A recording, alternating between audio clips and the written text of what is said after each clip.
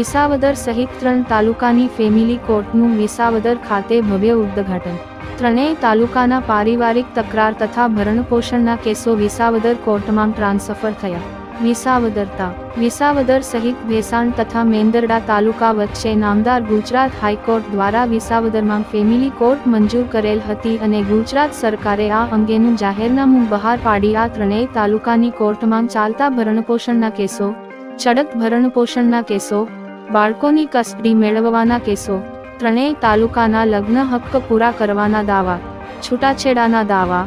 Judicial સેપરેશનના દાવા સહિતની પારિવારિક તકરારો અંગેના કેસો માટે તથા અગાઉથી હુકમો થયેલ હોય તેવી તમામ અપીલો તારીખ 1 જૂનથી વિસાવદર કોર્ટમાં ટ્રાન્સફર કરવા હુકમ કરેલ હતો અને સત્તાવાર રીતે જાહેર થયા મુજબ જૂનાગઢ જિલ્લામાં નવી 3 સહિત ગુજરાતમાં કુલ નવી 80 ફેમિલી કોર્ટનું તા 1 જૂન 2024ના રોજ ઓપનિંગ કરાયું હતું તથા ત્રણેય કોર્ટના સ્ટાફમાં ખૂબ આનંદ તથા ઉત્સાહ જણાઈ આવતો હતો। Report Gopal Bhensaniya, Bhesan, GPK news.